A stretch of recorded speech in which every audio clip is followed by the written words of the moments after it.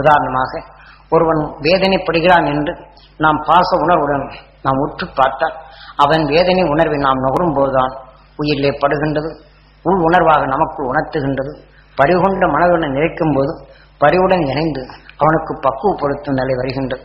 ஆனால் அவனில் விளைந்த உணர்வுகள், நாம் நுகர்ந்த உணர்வுகள் நமக்குள் ஜீவன் பெற்று நம் உடலாக இணைந்து விடுகின்றது.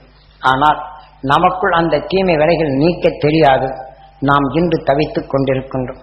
ஆனால் அந்த தீமையான நிலைகளை அந்த மகிழ்ச்சிகளை எண்ணும் போது தீமைகள் அகற்றிய சக்தியை நமக்கும் நுகர்ந்து அந்த தீமையான நிலைகள் அடக்கி நம் எண்ணத்தின் நிலை வலுகூட்டி தீமையில் உழண்டு கொண்டிருக்கும் அந்த நண்பனுக்கு மகிழ்ச்சியின் அசக்தி அவன் பெற வேண்டும், அவன் அறியாத இருள்கள் நீங்க வேண்டும், எதிர்காலம் செழித்திருக்க வேண்டும் என்று நம் சொல் வாக்கால் அங்கே பதிவு செய்யும் போது நமக்குள் அந்த மகிழ்ச்சியின் உணர்வை நமக்குள் சேர்த்து நமக்குள் கேட்டிருந்த தீமைகள் நமக்குள் செயல்படாது, அதை அடக்கி அந்த ஞானின் உணர்வு நமக்குள் வலுகூட்டி அதுவே கணங்களுக்கு அதிபதியாக்கி சொல்லின் வாக்கினை வலிமை பெற்று சொல்லால் சொல்லும் போது கேட்டறிந்த நண்பனின் தீமைகளை அது ஊடுருவி அங்கே விளைந்து நாம் சொல்லும் நினைவை அவன் நினைக்கப்படும் போது அந்த உணர்வின் ஆற்றல் அங்கே தீமை அகற்றி அந்த நிலையை செய்ய வேண்டும்.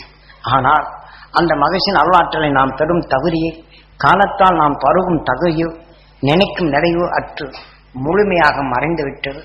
அதனால் இன்றும் நாம் நல்ல குணங்கள் கொண்டிருந்தால் தெய்வத்தின் நிறைகள் கொண்டு அர்ச்சனைகள் அபிஷேகங்கள் ஆராதனைகளை செய்து இந்த தெய்வம் செய்யும் என்ற நம்பிக்கையில் நாம் செய்தாலும் இது நீ நல்லதை செய்தால் உனக்கு அந்த தெய்வம் நல்லது செய்யும் என்று சொல்லியுள்ளார். ஆக பரிவுடன் பண்புடன் பிறருக்கு பல நன்மைகள் செய்யும் முன் அவர்கள் படும் துயரத்தை கேட்டறிந்து நாம் இதை செய்கின்றோம். ஆக பாலுக்குள் நஞ்சு வெட்டால் பாலின் தன்மையை சலர்ந்து செயலற்று விடுகின்றது. பாதாமி அது கலந்தாலும் அதனின் செயலற்றது போல நாம் கேட்டுணர்ந்த உணர்வுகள் நமக்குள் நஞ்சாகப்பட்டு அந்த உயர்ந்த குணம் செய்யும் என்ற நம்பிக்கையில் நாம் வாழ்ந்தாலும் அதே சமயத்தில் நாம் பரிவுபகாரம் செய்ததே அந்த தெய்வ நம்பிக்கையில் நாம் செய்ததை நமக்குள் மறைந்து விடுகின்றது. இருப்பினும் இந்த கஷ்டங்கள் வந்தால் நீ அதுக்கு அர்ச்சனை செய்துவிட்டால் இந்த கஷ்டங்கள் நீங்கும், இதுக்காக நீ கணவோமம் செய்தால் இந்த கஷ்டங்கள் நீங்கிவிடும் என்ற நிலைகளில் இப்படி ஒரு எண்ணத்தை பரப்பி நாம் எடுக்க வேண்டியதை எடுத்துவிட்டு யாகங்கள் செய்வதும் அர்ச்சனைகள் செய்யும்போது அந்த நல்ல நம்பிக்கை கொண்டு அந்த தெய்வத்தை எண்ணி நான் நல்லதுதானே செய்தேன், எனக்கு ஏன் இந்த தீமைகளை விளைவிக்கின்றாய் என்று நல்லதை நாம் ஓங்கி வளர்ப்பதற்கு முன் மகிழ்ச்சிகள் காட்டி உணர்வு இணைக்காது நமக்குள் விளைந்த தீமையை இணைத்து அந்த நல்ல குணங்களை எண்ணி நல்ல பருப்பின் நிலையை கையிலே நஞ்சை தடவி கொண்டு ஒரு காய்கறிகளை எடுத்தால் நமக்குள் சத்துள்ளதாக இருப்பும் நஞ்சு அதனுடன் கலந்து நாம் உணவாக உட்கொள்ளும் காய்கறியும் நஞ்சாக மாறிவிடும்.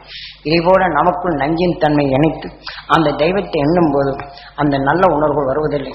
ஆக நாம் பதிவு செய்து கொண்ட இந்த உணர்வுகள் நம்முடன் வளர்ந்து இந்த உணவின் தன்மை அதே ஏக்கத்துடன் இந்த உயிரான்மா இந்த கஷ்டங்கள் அதிகமாக தெய்வ நம்பிக்கைகள் அதனில் பற்று அதிகமாக எதனை கண்ணுற்று பார்த்தோமோ அதனின் உணர்வின் பட உணர்வுகள் நமக்குள் பதிவாகி நாம் அதனால் எடுத்துக்கொண்ட உணர்வின் நினைவாலைகள் நமக்குள் ஓங்கி வளர்ந்து வேதனை என்ற உணர்வுகள் இங்கே வளர அந்த தெய்வ சிந்தனை அதிகமாக இந்த உடலை விட்டு சென்ற பின் என்னை ஏன் இப்படி தொல்லைப்படுத்துகின்றாய், உன்னுடன் என்னை அழித்துக் கொள்ளேன் என்ற இந்த உணர்வுடன் இந்த ஆன்மா வெளியே சென்றால் இதை போன்ற அதே தெய்வத்தை மையமாக வைத்து அதே கஷ்டத்துடன் இவர்கள் இயங்கும் போது அந்த உடல் கொண்ட உணர்வார் இது வெளியிட்ட உணர்வு இந்த அதே தெய்வ நம்பிக்கையோடு வரும்போது அதே உணர்வு வளர்த்த நாம் இதை போல இயங்கி வரும் ஆலயங்களுக்கு அவர் உணர்வுகளை பாய்ந்து இதே உணர்வு கொண்டு அருளாடத் தொடங்கிவிடும்.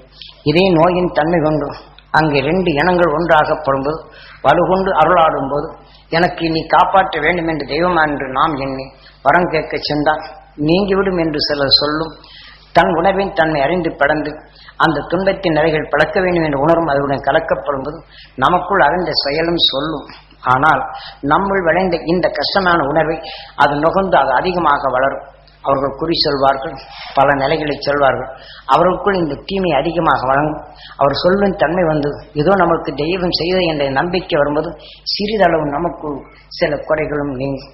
ஆகவே அந்த நோய் கொண்ட இன்னொரு உடம்புக்குள் அந்த தெய்வ நிறைகள் கொண்டாலும் அருளாசி பெற்றாலும் இதே மற்ற நோய்களின் தன்மை வளைந்து மீண்டும் இந்த உணர்வுக்குள் நஞ்சு கலந்து மீண்டும் அங்கு கருவுறாது அந்த உடலை வீழ்த்திவிட்டு இதேபோல நஞ்சு கொண்ட உணர்வு கொண்ட இன்னொரு உயிரினங்கள் இருப்புக்கு சென்றுதான் நாம் இங்கே செல்லுகின்றோம். இதை போல ஒரு கோயிலுக்கு சக்தி கொடுக்க உண்மையில் தப்பா எண்ணி விடாதீர்கள். நாம் இயற்கை நிலைகள் எவ்வாறு உருவாகிறது என்ற நிலையை குருநாதர் காட்டி அறுவழியும் உணர்த்தி அறுவழியும் இயற்கை எவ்வாறு இயங்குகின்றதும் அனுபூர்வமாக உணர்த்திய உணர்வின் தன்மைதான் நீங்களும் பெற வேண்டும். உங்கள் அறியாது சேர்ந்த தீமைகள் விலக வேண்டும். மெய்ஞான உணர்வு உங்களுக்குள் வளர வேண்டும். நாம் எப்படி மற்ற வேதனையான உணர்வுகளை திரும்ப திரும்ப எண்ணும்போது அதுவே தியானித்து நமக்குள் வளர்கின்றோமோ இதை போல மெய்ஞான உணர்வு உங்களுக்குள் அணையச் செய்து இந்த உலகில் இயக்கும் உணர்வை ஒவ்வொரு நிமிஷமும் நீங்கள் உணர்ந்து அந்த அறிவின் ஞானம் கொண்டு நீங்கள் தப்பித்துக் கொள்வதற்கும் அந்த அரும் ஞானின் உடனுடன் பற்றுடன் பற்றி நம்மை எரியாத தீமைகளை பழந்து உணவின் ஆற்றல் மெய்ஞான உணர்வு நமக்குள் வளர்த்துவதும் நாம் எப்படி பல செடிகளுக்கு உரத்தை ஏற்று அந்த உணவின் சத்தால் அந்த செடி தழைத்து வாங்கிக்கின்றதோ இதை போல நமக்கு உயர்ந்த குணத்தின் தன்மை கொண்டு விண்ணுலகம் சென்று நஞ்சினை வென்ற அந்த மகிழ்ச்சியின் உணர்வுகளை ஒவ்வொரு சந்தர்ப்பத்திலும் நாம் உரமாக ஏற்றும் போது தீமைகளை வென்ற அந்த அருள் உணர்வுகள் நமக்குள் நல்ல உணவுடன் ஓங்கி வளர்ந்து மிக சக்தி வாய்ந்த நிலையாக அது விளையும். அதை போல அந்த ஞானிகள் காட்டிய அறுவழியில் நாம் அனைவரும் செல்ல வேண்டும். நம் நற்குணங்கள் நமக்குள் நிலைத்திருக்க வேண்டும். நம்மை எரியாத அந்த தீமைகளை அகற்ற வேண்டும். நாம் தீமைகள் அகற்றி உணவின் தன்மை கொண்டு மனித உடலை உருவாக்கிய உயிரை நாம் கடவுளாக மதிக்க வேண்டும். அவனை ஈசனாக மதிக்க வேண்டும். அவனால் உருவாக்கப்பட்ட உடலை நாம் காக்கப்பட வேண்டும். தீமை என்ற உணர்வினை நமக்குள் சேர்த்து தீமையின் நஞ்சு கொண்ட வேதனை உருவாக்கி இந்த உணர்வின் குடிகொண்ட ஈசனுக்கு நாம் தீமை செய்கின்றோம். உணர்வின் தன்மை தாங்கி கொண்டு உடலான சிவனுக்கு நாம் தீங்கி விளைவிக்கின்றோம் நம்மை அறியாது. இதை போன்ற நிலைகளிலிருந்து விடுபட அருள் மகரிஷிகள் காட்டிய நிலைகளைத்தான் உங்களுக்குள் இப்போது உபதேசிப்பது. உதாரணமாக ஒரு கல் சிலை எடுத்து இதுதான் நல்ல தெய்வம் என்று அதை காவியமாக தீட்டி யாக வேள்விகளை நடத்தி இதிலே நாம் அனைவரும் கேட்கும்போது இந்த உணர்வுகள் பதிவு செய்வோம். இதற்கு பேர் வசியம் என்பது. ஆக நாம் அனைவரும் ஒருங்கிணைந்து இந்த ஆலயத்தை சிறப்பிக்க செய்து இந்த ஆலயத்தில் நாம் இதை நாம் வணங்கினோம் என்றால் இந்த தெய்வம் நல்லது செய்யும். அதற்காகவே தான் இப்ப நாம யாக வேள்விகள் நடத்துகிறோம் என்று இதை போல நாம் மேலதாளங்கள் அதாவது புஷ்பங்கள் இதை போல பல பொருள்களை இட்டு யாக வேள்விகளை நடத்தும் போதும் யாகங்கள் வளர்க்கும் போதும் அவர்கள் சொல்லும் உணர்வை நமக்குள் பதிவு செய்து கொள்கின்றோம். பின் அங்கே தெய்வமே இல்லாத இடத்தில் சிலைகளை வழித்து வைத்து உணவின் இயக்கத்தை நமக்குள் கூட்டி இந்த தெய்வம் நல்லது செய்யும் என்று இந்த மந்திரத்தை சொன்னால் உனக்கு நல்லது செய்யும் என்று நமக்குள் ஆழ பதிவு செய்த நினைவினை நமக்குள் ஊட்டி அதுவே வித்தாகி அதனின் நினைவிலே நாம் செல்லும் போது நாம் அதே ஆசையில் நாம் கிடைக்கும் என்ற ஆசையை நமக்குள் வசியமாகி அதே ஏக்கத்தில் இயங்கும்போது நீ நன்மை செய்ய என்ற நிலைகள் எண்ணினாலும் நாம் நன்மை செய்யப்படும் போது பிறர்களுடன் வேதனை கேட்டறிந்த உணர்வு நல்ல உணர்வுக்குள் படர்ந்த பின் இது துடைக்கவில்லை என்றால் நஞ்சிகள் அந்த உணர்வாகவே அந்த வசியத்தின் தன்மை சிக்கி அதுவே நாம் மீண்டும் எண்ணி நாம் முதலில் சொன்ன மாதிரி அருளாடை சென்று விடுகின்றது. ஆனால் இதே போல மந்தர் ஒளிகளை நீ ஜெபித்தே என்றால் இந்த சக்தி அது எந்த தெய்வத்தை சொன்னார்களோ அந்த தெய்வத்திற்குண்டான மந்திரத்தை சொன்னால் அந்த தெய்வம் உனக்குள் வசியமாகி நீ சொன்னதையெல்லாம் சொல்லும் என்றும் மந்தர் ஒளிகளுக்கு ஜெபத்தை சொல்வார்.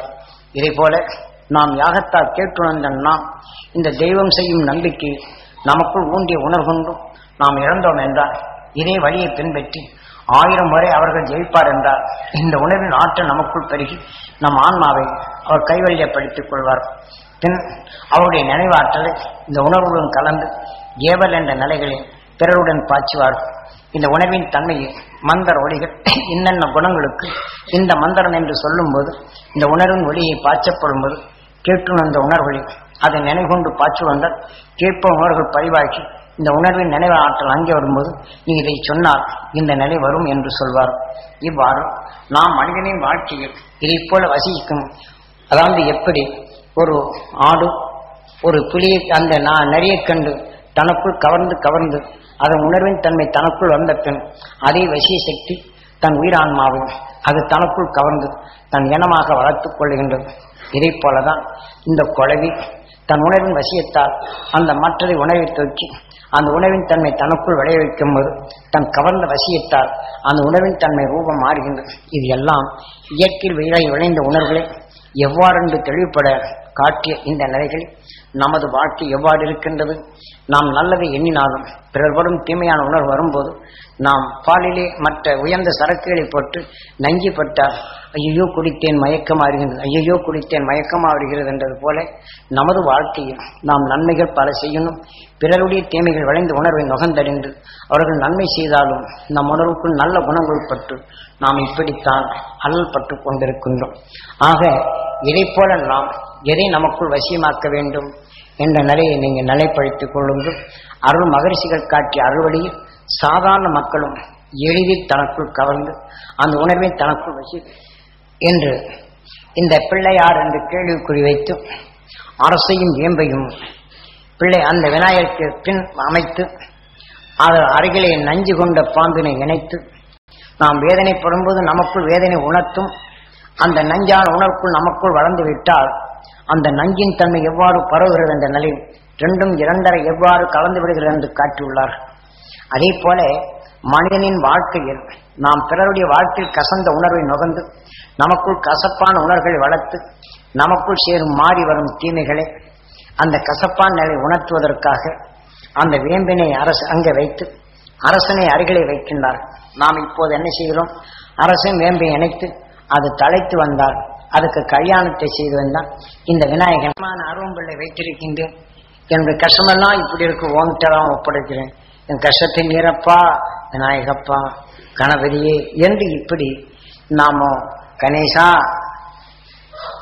என்றெல்லாம் நாம் வேண்டுகின்றோம். ஆனால் அதே போல நாம் எவ்வாறு அவர்கள் உணர்த்தினார்கள் என்று காலத்தால் மறைக்கப்பட்டது. ஆக நமக்குள் எப்படி இருந்தது என்று அந்த உணர்த்தினான் அந்த மகிழ்ச்சி. அதை நாம் அறியாது இன்றும் நாம் எங்கேயோ தேடிக்கொண்டிருக்கின்றோம். நாம் நமக்கு முன் நாம் மனிதனானதும் நாம் உணவாக உட்கொண்டதும் தெளிவாக எடுத்து உரைத்துள்ளார். நமக்குள் இணைக்கும் உணர்வின் தன்மை எவ்வாறு என்றும் தெளிவுபடுத்தியுள்ளார். அது தெளிவுபடுத்ததான் மேற்க பார்க்க விநாயகரை வைத்து நாம் கிழக்க பார்க்க வணங்கும்படி வைத்து ஆக விநாயகருக்கு முன் எலியும் வைத்து அதன் அருகிலே நஞ்சு கொண்ட பாம்பினை இணைத்து அதன் பின்புறமாக இதனின் தன்மை அரசையும் வேம்பை வைத்து நாம் தெளிவாக உணர்ந்து கொள்ள அங்கு காட்டினார். நாம் வாழ்க்கையில் நமது வாழ்க்கையில் நாம் நல்லதை எண்ணியே பிறர்வால் அன்பு கொண்டு அவர்களுடன் துயரத்தை கேட்டறிந்து நாம் உயர்ந்த குணங்கள் கொண்டு துயரத்தை நீக்க நாம் அவருக்கு நாம் உதவி செய்தாலும் கேட்டறிந்த துயரமான உணர்வுகள் நாம் நல்ல உணர்வு கொண்டு அழுக்காக படிந்து விடுகின்றது. உதாரணமாக ஒருத்தனை வேதனைப்படுகிறார் என்று நாம் கண் கொண்டு பார்த்தோம் என்றால் இந்த கண் அவர் வேதனைப்படும் உணர்வை நுகர்ந்து நாம் ஆன்மாவாக மாற்றி விடுகின்றது. நாம் சுவாசித்து உயிருடன் இணைக்கப்படும் போது அவர் வேதனைப்படும் உணர்வுகளை நாம் உடலுக்குள் உணர்த்துகின்றது. உணர்ந்த பின் நாம் உடலாகவே இணைந்து விடுகின்றது. எந்த குணத்துடன் இணைந்தோமோ நினைத்தோமோ அந்த குணத்துடன் இணைந்த பின் அந்த நல்ல குணத்தை நாம் சிந்திக்கும் செயலற்றதாக மாற்றுகின்றோம். அந்த நல்ல குணத்தால் வாழ்க்கையை சீர்படுத்தும் உணர்வுகள் இங்கே தணிந்து விடுகின்றது. அந்த நல்ல குணத்தால் உடலான உணர்வுகள் அது தணிந்து விடுகின்றது. உடலின் தன்மையும் நலிய தொடங்குகின்றது. உயர்ந்த குணத்தின் சொல்லும் அது நலிந்து விட தோன்றுகின்றது. இதே போல நமக்குள் உணவின் தன்மை. இப்போ உதாரணமாக ஒரு கண்ணாடியை நாம் பார்ப்போம் என்றால் அங்கே நம் முகம் தெரிகின்றது. கண்ணாடியில் அழுக்குப்பட்டால் நம் முகம் சீராக தெரிவதில்லை. நம் முகத்தில் தான் அழுக்குப்பட்டது என்று இங்கே துடைத்துக் கொண்டிருந்தால் நாம் முகத்தை துடைத்து பயனில்லை. கண்ணாடியில் பட்ட அழுக்கை துடைக்க வேண்டும். பின் தான் இந்த முகத்தின் தன்மை தெரியும். இதே போல நாம் கேட்ட இந்த உணர்வுகள் நம் ஆன்மாவில் நாம் கேட்ட நிலைகள் அழுக்குப்படைந்தது மாதிரி நம் ஆன்மாவான கண்ணாடியில் இது அழுக்குப்படைந்து விடுகின்றது. இதை நாம் நுகர்ந்து அறியும் போதுதான் அவர் பட்ட வேதனையான உணர்வுகள் நமக்கு தெரிகின்றதை தவிர அந்த அழுக்கை நீக்க வேண்டும் என்றோ நம்முடைய நல்ல உணர்வின் தன்மை நாம் பார்க்க வேண்டும் என்றோ முடியாது போய்விட்டது. இதைத்தான் இந்த அழுக்கனை தொலைத்திட்ட அருள் மகரிஷின் உணர்வை நாம் நுகர்ந்து நம் உடலுக்குள் செலுத்தி இந்த அழுக்கனை உள் நின்று சக்தியை ஊட்டி நம் முன் ஆன்மாவில் இந்த அழுக்கை தொலைத்துவிட்டு அருள் ஞானின் உணர்வை நாம் நுகர்ந்து வாழ்க்கையை இருளை போக்கும் உணர்வின் தன்மை கொண்டு வாழ்க்கையில் வரும் இடையூறை நாம் நீக்கி அந்த உணர்வின் ஆற்றல் நமக்குள் பருகும் நிலை செய்தார். அதுதான் அந்த ஆன்மாவில் நமக்குள் வரும்போது இது நரசிம்ம அவதாரம். ஆக நாம் உயர்ந்த ஞானி உணர்வு நம் உடலுக்குள் செலுத்தி உடலிருந்து பீரிட்டு வரும் இந்த மனத்தால் நமக்குள் தீயதை விளைவிக்கும் அந்த நிலையை அவர் மகிழ்ச்சி உணர்வால் வளர்ந்து நாம் அம்மகிழ்ச்சியின் உணர்வை நாம் எண்ணி உணர்வு நுகர்ந்து நம் உடலுக்குள் உள் செலுத்தி நம் உணர்வுடன் கலந்த தீமைகளை செயலற்றதாக அடக்கி மனிதனின் நினைவின் ஆற்றலை நாம் எவ்வாறு மிளகாய் காரமாக இருப்பினும் மற்ற பொருளுடன் இணைத்து அதனுடைய காரிய வீரியத்தை அடக்கி சுவை கொண்டாக மாற்றுகின்றோம். ஒரு குடம் பாலில் ஒரு துளி விஷம் பட்டால் அதை குடம்பாலை விற்கொள்வரை அது நஞ்சாக மறைத்துவிடும். பல ஆயிரம் குடம் பாலை அதனுடன் இணைக்கப்படும் போது நஞ்சு ஒடுங்கி பாலுக்கே வீரிய சக்தி கொடுக்கின்றது. இவ்வாறு பல கோடி உணவின் நஞ்சை ஒடுக்கி உணவின் தன்மை ஒளியாக மாற்றிய அந்த அருள் மகரிஷின் நிலையை நாம் நுகர்ந்தால் நாம் கேட்டுணர்ந்த நஞ்சினை இது ஒடுக்கி அதே சமயம் நமக்குள் இயக்கிக் கொண்டிருக்கும் நாம் அறிய முடியாமல் தடுத்து கொண்டிருக்கும் ஆன்மாவில் பட்ட அழுக்கினை தொலைத்து மெய் உணர்வின் தன்மை நாம் நுகர்ந்து மெய் உணர்வின் தன்மை அறிந்திடும் நிலையும் வாழ்க்கையில் வரும் இருளை போக்கி தெளிந்திடும் நிலைகள் நாம் அருள் ஞானி உணர்வுகள் நமக்குடன் பற்றுடன் பற்றி ஆக நோயுற்றோர் கேட்டறிந்த நிலையை அவர்களும் இந்த உணர்வின் பற்ற வைத்து அவர் அறியாத உட்புகுந்த தீமைகளை அகற்றிடம் செயல்படுத்தும் இந்த முறையினத்தான் நீ இதை வினையாக சேர்க்க வேண்டும். வினைக்கு நாயகனாக அருள் மகிழ்ச்சியின் உணர்வை உன்னுடைய சேர்த்திட வேண்டும் என்று இவ்வாறு உணர்த்தினார். அவ்வழிப்படித்தான் நமது வாழ்க்கையில் பரிவும் பண்பும் அன்பும் பேரன்பும் கொண்டு நாம் வாழ்க்கை நடக்கும்போது யாருமே பேரன்பு கொண்டோமோ அந்த பேரன்பு கொண்டோர் அவர் சந்தர்ப்பத்தால் தலைவலியோ மேல்வலியோ குடும்பத்தில் சிறு குறையோ ஏற்பட்டால் கேட்டோர் உணர்வுகளில் நாம் கேட்டறிந்து நமக்குள் அந்த நஞ்சின் தன்மை பாசத்தால் கேட்கும்போது நாமும் கேட்டறிந்து அவருடைய வேதனையுடன் நம்முடைய உணர்வும் ஒன்றி விடுகின்றது. அவரை எண்ணும் போதெல்லாம் வேதனை நல்ல மனுஷன் இவருக்கு இப்படி வந்துவிட்டதே என்ற இதை நாம் தியானிக்கும் போது நமக்குள்ளும் இந்த நிலை வந்து விடுகின்றது. ஆனால் இதை நாம் எவ்வாறு தொலைக்க வேண்டும் என்ற இந்த நிலைதான் அருள் மகிழ்ச்சியின் உணர்வின் சக்தி நாம் எண்ணத்தால் கவரும் திறன் பெற்று அடுத்து மகிழ்ச்சியின் அசக்தி நாம் பெற வேண்டும். இந்த உணர்வின் நமக்குள் அந்த நஞ்சு கொண்ட உணர்வை அடக்கி அந்த உணர்வின் ஆற்றல் அடக்கிய உணர்வுகள் உடலிருந்து வரும் வேக்கியார் இந்த ஆன்மாவில் பட்டதை தொலைத்துவிட்டு அந்த மகிழ்ச்சியின் அசக்தி அவர்கள் பெற வேண்டும், அவர் குடும்பத்தில் நலம் பெற வேண்டும் என்று உணர்வினை அங்கே பாய்ச்சப்படும் போதுதான் நாம் அதை பற்றுடன் பற்றி நமக்குள் தீமையான உணர்வுகள் பற்றிட்டாத நிலைகளாகி நாம் அவர்களுக்கு ஞான உணர்வு பற்ற வைத்து அவர்கள் மறைந்து வந்த தீமைகளை அகற்ற உதவும். இந்த முறையை கையாளுவதற்குத்தான் அந்த ஞானி நாம் பெரும் தகுதி எவ்வாறு என்ற நிலையை அறிவதற்கு நம் வாழ்க்கையில் நல்ல உணர்வு கொண்டுதான் செயல்பட்டும் நல்ல நிலைகள் கொண்டுதான் செயல்பட்டும் கேட்டறிந்த உணர்வுகள் அனைத்தும் நல்ல உணர்வுகள் அனைத்தும் மறைத்துவிட்டதே அந்த மறைந்த நிலைகள் மாற்றி அருள் ஞானி உணர்வை நாம் எவ்வாறு நுகர வேண்டும் என்பதுதான் இந்த விநாயகர் தத்துவம். ஆகையினால் நாம் காலையிலிருந்து தீமைகள் நிலைகள் நாம் உணர்ந்தாலும் இதை நமக்குள் அழுக்காக சேர்ந்து விடுகின்றது. காலையிலிருந்து நாம் அலையும் போது கையிலே நாம் ஒரு பொருளை எடுத்து நாம் செயல்படும் போது அழுக்கு பட்டு விடுகின்றது. அந்த அழுக்கை சுத்தப்படுத்தி நாம் உணவு உட்கொள்ளுகின்றோம். அதே சமயம் வேலை செய்யும் போது உடலிலே அழுக்குப்படும் போது அதை குளித்துவிட்டு மீண்டும் நல்ல சட்டை போட்டு நாம் மீண்டும் நம்ம தெளிந்த முகம் கொண்டு நம் உணவு அருந்து செல்லுகின்றோம். ஆக ஒரு நண்பனை பார்க்க வேண்டும் என்றாலும் நம் உடலைப்பட்ட அழுக்கை துடைத்துவிட்டு நம்மை அழகுபடுத்தி அதற்கெடுத்து அவர்களை நாம் பேசத் தொடங்குகின்றோம். இதை போலதான் நாம் உடலிப்பட்ட அழுக்கை குளிப்பது போல நாம் நினைப்படுத்தி நாம் விநாயகருடைய நீர்நிலை இருக்கிற பக்கம் விநாயகரை நாம் முதல் சொன்ன மாதிரி வைத்து நாம் அந்த விநாயகருக்குள் வணங்குவதற்கு முன் நீரிலே நம் மேலேப்பட்ட அழுக்குகளை நாம் குளித்துவிட்டு அதை நீக்கிவிட்டு அழுக்கினை அடுத்து துணியில் பட்ட அழுக்கை போக்கிவிட்டு நாம் கரையேறி மேலே எழுந்து இந்த விநாயகரை பார்க்கும்போது அந்த மகிழ்ச்சிகளால் இந்த பிறப்பு நுண்மையும் மனிதன் நிலையும் மனிதன் நிலைகளிலிருந்து விண்ணுலகம் சென்று இந்த அழியா சரீரமாக இருக்கின்றார்களே அதை உணர்வினை நாம் நினைவு கொள்வதற்காக நாம் எழுந்த பின் இப்போது நாம் புழுவிலிருந்து மனிதனாக பெற்றோம். மனிதனான பின் சுவைமிக்க உணவாக உட்கொள்ளும் அந்த சக்தி பெற்றோம். நாம் புழுவிலிருந்து மற்ற நிலைகள் வரும்போது புல்லை தின்றோம், மண்ணை தின்றோம்.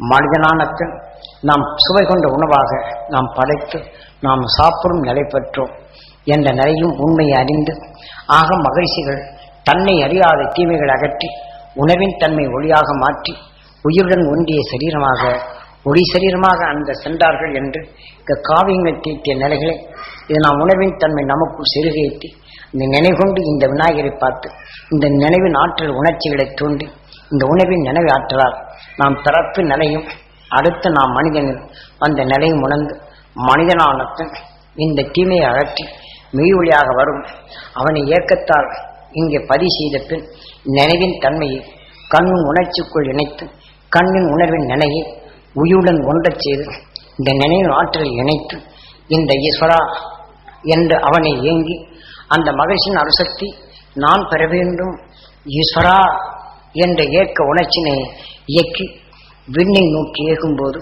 இப்ப உதாரணமாக இன்று விஞ்ஞான அறிவார் சாதாரண ஆண்டினாக்களில் இங்கே மற்ற சமீபத்தில் ஒளிபரப்பு செய்யும் அந்த ஒளி அலைகளை கற்றைகளை கவர்ந்து திரைப்படங்களாக காட்டுகின்றது ஆண்டினா ரூபமாக. இதை போல நாம் சாதாரண வாழ்க்கையில் நாம் உணர்வின் சக்தி ஆற்றல் எவதோ இதைபோல சாதாரண மனிதன் பழகிய நிலை கோபித்தவன் வேதனைப்பட செய்தவன் பழிவு கொண்ட நினைவுகளை நமக்குள் உந்திருக்கும் போது இந்த நினைவை கொண்ட பின் நாம் காற்றிலே மிதந்திருக்கும் அதன் உணர்வின் நிழற்படங்களாக தெரிகின்றது. அவன் உடலிலே விளைந்த உணவின் தன்மை நமக்கு ஊட்டுகின்றது.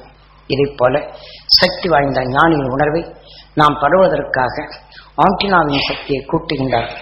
அதே போல நமக்கும் நினைவின் ஆற்றலை வலுப்பெறச் செய்ய நமக்கு காவியமாக ஊட்டிய அருள் மகிழ்ச்சிகள் ஊட்டிய உணர்வின் தன்மையை நினைவு கொண்டு இந்த விநாயகரை உற்று பார்த்து இந்த உண்மையின் தன்மையை உணர்ந்து உணர்வின் தன்மை ஒளியாக மாற்றி பின்னுலகம் சென்றார் என்ற நினைவினை இங்கே உணர்ச்சியை கூட்டி நினைவினை கண்ணில் கொண்டு நினைவின் ஆற்றல் உயிருடன் ஒன்றி அந்த மகிழ்ச்சிகளின் அரிசக்தியை நான் பெற வேண்டும் ஈஸ்வரா என்ற ஏக்க உணர்வினை இணைத்து அந்த உணர்வை கவரப்படும் போதும் சக்தி வாய்ந்த ஆண்டினா அமெரிக்காவிலிருந்து ஒளிபரப்புவதை எளிதில் நமக்குள் உணர்த்துகின்றது. இதை பலனும் விண்ணில் எட்டாத உயரத்தில் இன்று சோர்ந்து கொண்டிருக்கும் உயிருடன் ஒன்றிய ஒளி சரீரமாக வாழ்ந்து கொண்டிருக்கும் அவனின் தீமை அகற்றிய உணர்வு இந்த மனித உடல் விளைந்த உயர்ந்த சக்தியின் தன்மை இங்கே பரவி கிடப்பதை அவனுடன் இணைத்து இந்த உணர்வின் சக்தி நமக்குள் கவரப்படும் போது நாம் நுகரும் சக்தியாக உள் சென்று நாம் அறியாது கேட்டுணர்ந்த இந்த உணர்வுக்குள்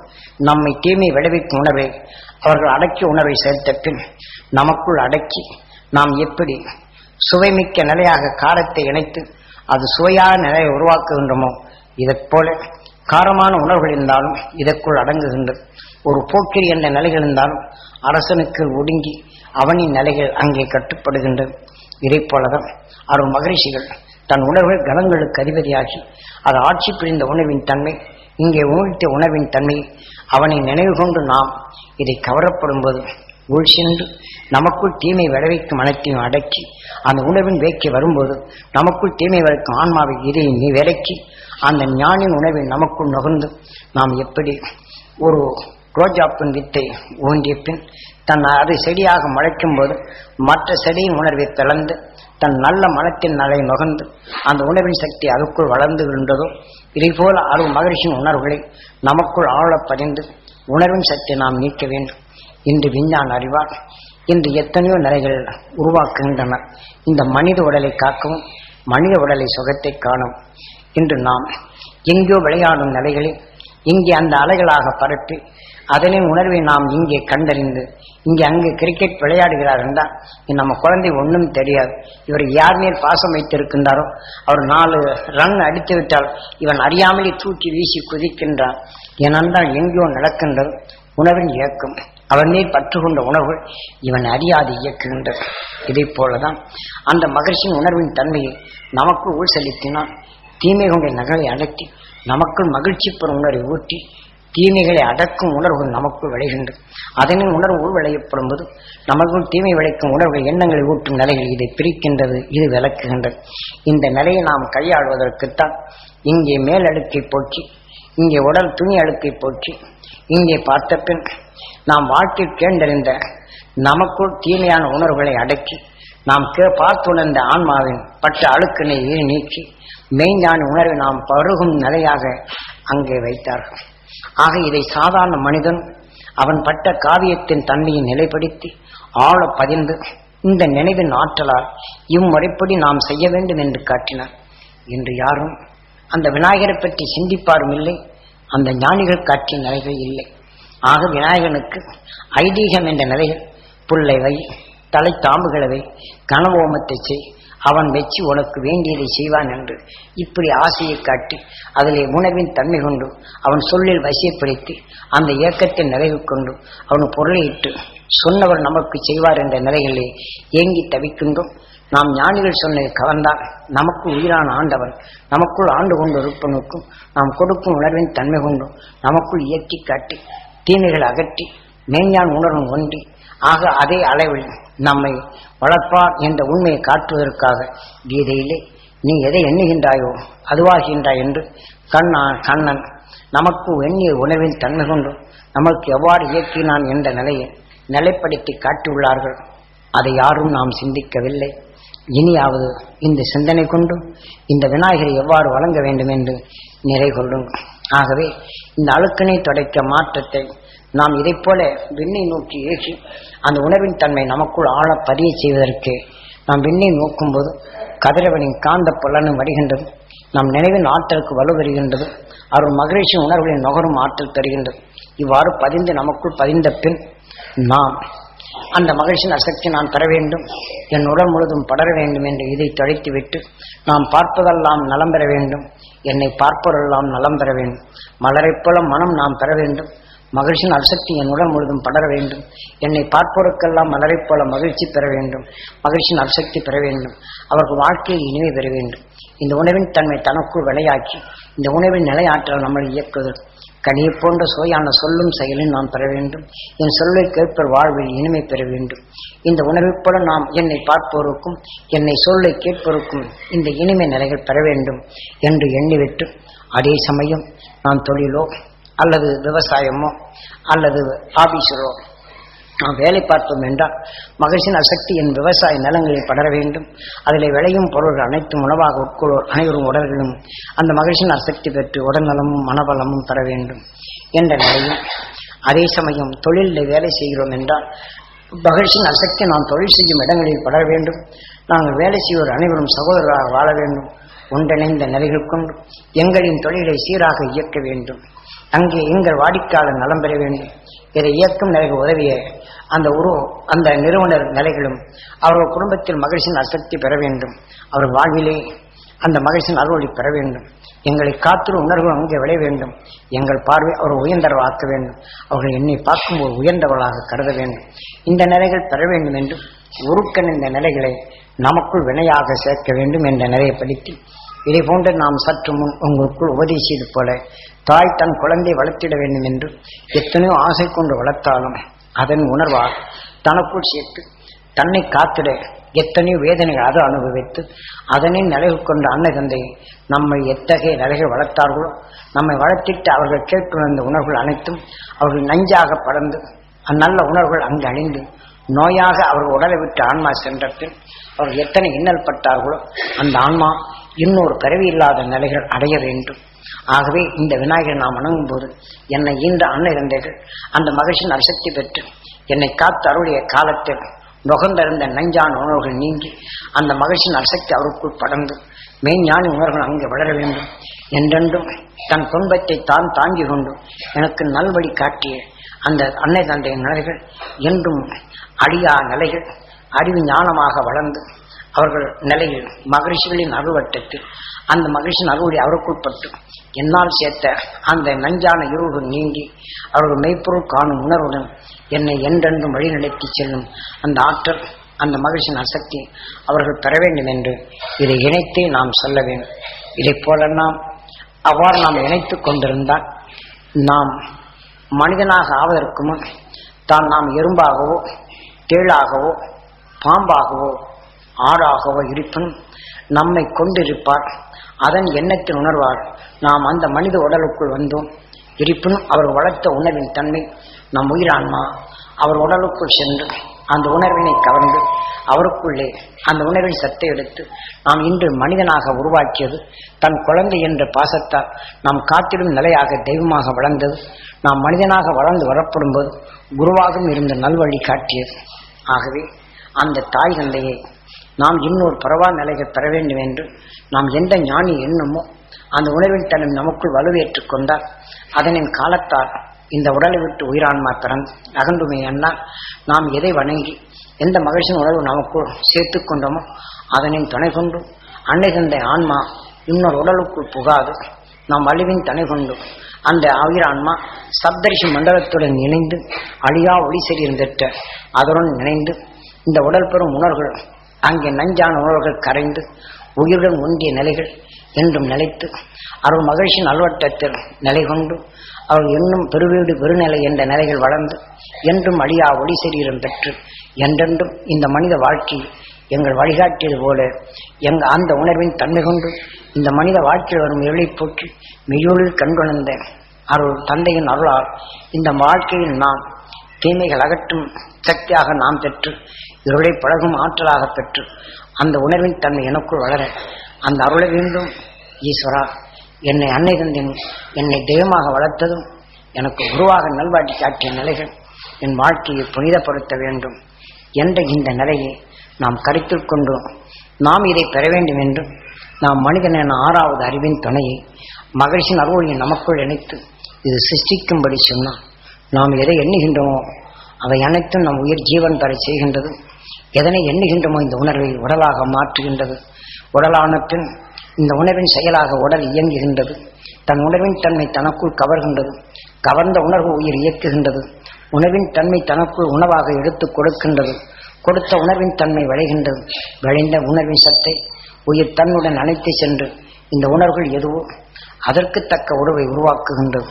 என்ற நிலையைத்தான் நீ எதை சேர்க்க வேண்டும், எதை நீக்க வேண்டும், இந்த பிள்ளை யார் என்று கேள்விக்குறி வைத்து மிருக நிலைகளிலிருந்து இதுவரையில் நம்மை உயிராக வளர்த்தது ஆதி மூலம் என்ற உயிர்தான். இந்த உயிரின் துணை கொண்டு 6வது அறிவு கொண்டு உணர்வினை ஒளியாக மாற்றி சென்ற அந்த உணர்வின் ஆற்றலை பெற வேண்டும். ஆகவேதான் மூதாதையுடைய நிலைகள் நம்முடன் இணைந்து இந்த உடலை விட்டு சென்ற பின் இந்த உயிரான்மாக்கள் வின் செலுத்தினால் அதனுடன் ஒன்றிய நிலையில் வரும்போது அவருடன் உணர்ந்த உணர்வுகள் நமக்குள் இருப்பதனால் நாம் எண்ணும் போது அங்கு உணர்வின் ஆற்றல்கள் அங்கு ஊடுருவி அவர்கள் பெற்ற உணர்வின் அலைகள் இங்கே தொடர்ந்திருப்பதை எளிதில் நுகர்ந்து நமக்குள் நாம் அறிந்து தீமைகள் அகற்றும் உணர்வு நமக்குள் அது வளர்ந்து நமக்குள் தீமையை அடக்கும் சக்தியாக விளைந்து நம்மில் தீமைகள் வராது தடுத்து நிறுத்தும் இந்த உணர்வின் தன்மையை நாம் பெறுவதற்கு செய்ததுதான் அந்த மகரிஷிகள் காட்டி அருள்வழித்தான். இன்றைய நிலைகள் நாம் எதை தியானிக்க வேண்டும், இந்த மகிழ்ச்சியின் ஆற்றலை நாம் இப்ப நாம் சாதாரண மனிதன் நாம் காலத்தால் இதனுடைய பெரும் தகுதி இழந்தோம். தனி மனிதனால பெற முடியாத நிலைகள் அடைந்தோம். பண்டைய காலங்களில் தனி மனிதனும் அன்னை தந்தையுடன் அரவணைப்புடன் அந்த ஆலயத்தில் வணங்கும் போது இங்கே வருவோரெல்லாம் அந்த மகிழ்ச்சியின் அசக்தி பெற வேண்டும். அவர் அறியாத யோகம் நீங்க வேண்டும். அவர்கள் குடும்பம் ஒன்று சேர்ந்து வாழ வேண்டும் என்ற நிலைகள் வெடித்து அவர்கள் தொழில்கள் சிறந்து நடக்க வேண்டும். அவர்கள் குடும்பங்கள் ஒன்று வாழ வேண்டும்.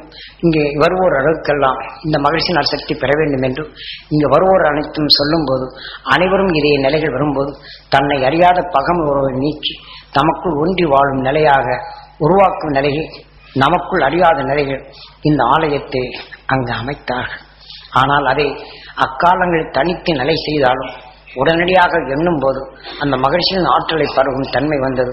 அவ்வாறு சென்றவர்கள் இன்றும் சப்தரிஷி மண்டலங்களாக எண்ணில் அடங்காத மனிதர்களாக வாழ்ந்து கொண்டிருக்கிறார். அதன் பின் அரச சபைகள் ஏற்ற பின் அவன் சுயநலத்துக்காக உண்மையின் நிலைகள் மறைத்து எங்கே உள்ளான் ஆண்டவன் என்று மறைத்து ஆண்டவன் தூதவன் என்று அரசனை தன்னை மதிக்கும்படி வைத்து அவன் இட்ட சட்டங்களை நமக்குள் பதிவு செய்து அவன் இட்ட கட்டளைதான் தர்மம் நீதி ஆண்டவன் செயல் என்று பதிவு செய்தார். ஒவ்வொரு மதமும் இதைப்போலதான் அவர் வழங்கும் உணர்வுகள் எதுவோ அதுவே ஆண்டவன் என்றும் அதுவே தெய்வ நீதி என்றும் பறைசாற்றி அதனை பதிவு கொண்ட நிலைவு கொண்டுதான் இன்று நாம் உள்ளோம். நாம் காலத்தால் மதம் எண்ணம் வேதம் என்ற நிலையில் நமக்குள் பகைமை உணர்ச்சியை எடுத்து நாம் அரசன் காட்டிய வழிகளை அதுவே ஒரு பெரும் மதமாக்கி அதுதான் சிறந்ததென்றும் அதுதான் எங்களுக்கு உயர்ந்த கடவுள் என்றும் பகைமை உணர்வுகளை நாம் வளர்த்து நமக்குள் சகோதரர்களாக இருந்தாலும் மதத்தின் அடிப்படையில் எதிரியாக கருதுகின்றோம். அதே சமயத்தில் நமக்குள் வாழும் நண்பனாக இருப்பினும் நாம் அந்த மதத்தின் அடிப்படையில் எதிரி என்று கருதுகின்றோம். நமக்குள் வாழும் நம்முடன் சகோதரன் ஒன்றி வந்தான் இனத்தின் பெயரால் அந்த இனத்தவன் இந்த இனத்தவன் என்று எதிரியாக நமக்குள் வெறுப்பின் தன்மை வளர்த்துக் கொள்கின்றோம். இதைத்தான் அரசன் நமக்குள் அவன் வகுத்துக் கொண்ட நீதிகள் உண்மையின் தன்மையை காலத்தால் அறியச் செய்து நாம் அபிஷேகங்கள் ஆராதனைகள் செய்து நாம் செய்தால் அதை மெச்சி ஆண்டவன் செய்வான் என்று நாம் நம்மை அறியாமல் உண்மை அறியாது காலத்தால் தடைப்படுத்தினான். அதனை எதனின் உணர்வு நமக்குள் பதிவு செய்தமோ அதனின் நினைவு ஆற்றலை இந்த வாழ்க்கையில் இயங்கி கொண்டு உள்ளோம். இதை போன்ற தீமைகளிலிருந்து நாம் விடுபட்டு மெய்ஞான உணர்வுகளை நாம் பருக வேண்டும் என்பதுதான் எமது குருநாதர் காட்டிய அருள் உணர்வின் இயக்கங்கள் எவ்வாறு என்று அனுபவபூர்வமாக உணர்த்தியதை நாம் அனைவரும் பெற முடியும். அருள் ஞானிகள் காட்டிய அறுவழியில் இன்றும் தவறவில்லை. விநாயகரை வணங்கும் போது எவ்வாறு என்று இப்போ உபதேசித்த முறைப்படி விநாயகரை வணங்கி இதை போன்ற ஆலயங்களுக்கு செல்லும் போதெல்லாம் இந்த தெய்வ குணத்தை பெற வேண்டும். இந்த உண்மை முளைத்திய மகிழ்ச்சியின் அருளை பெற வேண்டும். அந்த தெய்வத்தின் மேல் போடப்பட்டிருக்கும் மலரின் மனம் பெற வேண்டும். அங்கு வைத்திருக்கும் கனியை போன்ற சுவையான சொல்லும் செயலும் என்னுள் விளைய வேண்டும். என்னை பார்ப்பவரெல்லாம் மலரைப் போல மகிழ்ச்சி பெற வேண்டும். என் சொல்லை கேட்பவரெல்லாம் அவர் வாழ்க்கையில் இனிமை பெற வேண்டும் என்ற நிலையும் அந்த மகிழ்ச்சியின் அருளை பெற வேண்டும் என்ற இந்த உணர்வினை அடிக்கடி நாம் கூட்டி அந்த ஆலயங்கள் வருவோருக்கெல்லாம் இந்த நிலைகள் பெற வேண்டும் என்று நாம் அவர்களை சொல்ல நமக்குள் விளைந்த உணர்வுகள் அந்த ஆலயத்தில் பரிந்திருக்கும் காந்த புலனறிவால் கவர்ந்து வைத்து அதே சமயத்தில் அங்கே இருக்கும் சவர்களையும் அது பதிய செய்வதும் நம் உணர்வுகள் அங்கே சென்ற பின் அந்த உணர்ச்சியை தூண்டி நமக்குள் சகோதரர் என்ற உணர்வுகளை அங்கு ஊட்டும் நிலை அங்கே வருகின்றது. இப்படித்தான் அதை செய்தார். காலத்தால் மறைந்த நிலைகள் விட்டு இதை போன்ற நீங்கள் ஆலயங்களுக்கு சென்றால் உலகம் நலமா இருக்க வேண்டும். இந்த ஆலயம் வருவோர் நலமா இருக்க வேண்டும். இந்த மகிழ்ச்சியின் அசக்தி உலகம் முழுதும் படர வேண்டும். இந்த மகிழ்ச்சியின் அசக்தி ஒவ்வொரு குடும்பங்களையும் படர வேண்டும். அவர் அறியாத இருள்கள் போக வேண்டும். மெய்ப்பொருள் கண்டுணர்ந்து சக்தி அங்கே பெருக வேண்டும் என்ற இந்த உணர்வுபூர்வமாக நீங்கள் எந்த ஆலயத்துக்கு சென்றாலும் இதை போன்று சொல்லும். கீதையிலே நீ எதை எண்ணுகின்றாயோ அதுவாகின்றாய். நீங்கள் ஆலயம் போகும்போது அபிஷேகம் ஆராதனை மறந்துவிடுங்கள். உங்கள் உணர்வால் இந்த நினைவினை உங்களுக்குள் உயிரான ஈசனுக்கு அபிஷேகத்தை செய்யுங்கள். இந்த உணர்வின் அலையில் உங்கள் உடல் முழுதும் பரப்பச் செய்யுங்கள். உங்கள் நினைவின் ஆற்றலை அந்த ஆலயங்களில் பரவச் செய்யும். அங்கே கவர்ந்துள்ள ஆலயங்களில் உள்ள காந்த புலன் அதை பதிவு செய்யும். ஆக சூரியன் காந்த சக்தி அது அலைகளாக படரச் செய்யும். நாம் எண்ணிய அணைகளை நமக்குள் சகோதராக மாற்றிவிடும். மெய்ஞான உணர்வு நமக்குள் வளர்த்துவிடும். நமக்குள் பகமையின் அலைகளை நீக்கிவிடும். அந்த அருகான ஞானிகள் சொன்னபடி நீங்கள் எந்த ஆலயத்துக்கு சென்றாலும் இதை முறைப்படுத்துங்கள். அந்த முறைப்படுத்தி நீங்கள் ஐதீகம் என்ற நிலையை மறைத்துவிட்டு அருள் ஞானி உணர்வை நுகர்வோம் என்று எல்லோரும் அந்த நிலைகள் பெற வேண்டும் என்று நீங்கள் எண்ணும் போது வருவோரும் அந்த நிலைகள் இயங்குகின்றார்கள். இந்த நிலையை நாம் அனைவரும் பெற முடியும்.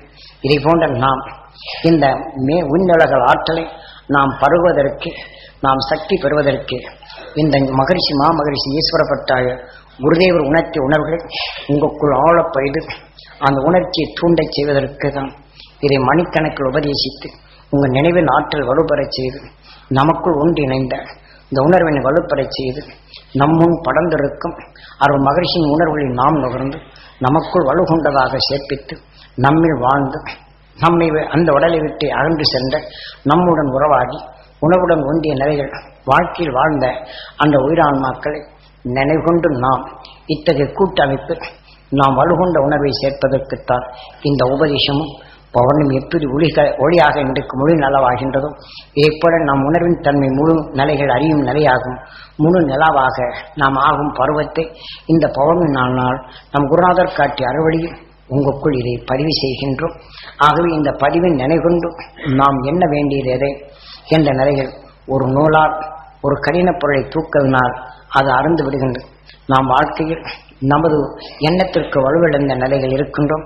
நம் எண்ணத்திற்கு வலுகூட்டும் நிலையாகத்தான் இந்த உபதேசித்து நாம் ஒருங்கிணைந்த இனமாக அந்த மனமாக நமக்குள் அந்த வலுவான எண்ணத்தை உருவாக்கச் செய்து நாம் இந்த உணர்ச்சியை தூண்டி நாம் ஏக காலத்தில் இயங்குவோம் என்றால் நம்முன் படர்ந்திருக்கும் பிறவி கடனை அறுத்திடும் உணர்வாக விளைவித்த அந்த அருள் மகிழ்ச்சியில் விளைந்த உணர்வுகளை நாம் இதை போன்று இயங்கி நாம் எடுப்போம் என்றால் அதை நாம் கவரும் இந்த சுழல் வட்டத்தில் அவரவர்கள் எண்ணிய உணர்வுகள் இந்த ஆன்மாவில் கலந்து நாம் நுகர்ந்த உணர்வுகள் நமக்குள் அருஞானி வித்தாக விளைந்து இதனின் வலு துணை கொண்டு நாம் அனைவரும் நம்முடன் வாழ்ந்து பிரிந்து சென்ற அந்த மகிழ்ச்சியினுடன் இந்த உடலை விட்டு பிரிந்து சென்ற ஆன்மாக்கள் அந்த சப்தரிஷி மண்டலத்துடன் இணை வேண்டும் என்று நாம் அனைவரும் சேர்ந்து உந்து விசையால் ஏனென்றால் புவியின் ஈர்ப்பால் கவர்ந்து அதனால் உடலான நிலைகள் புவியின் ஈர்ப்புக்குள்ளே சிக்கும்.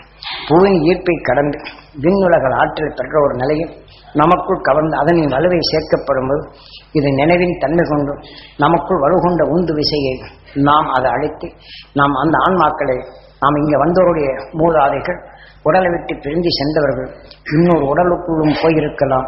அதை வீழ்த்தி விட்டு வெளியே வந்து அடுத்த உடல் பெறுவதற்கு முன் அதே உணவின் தன்மை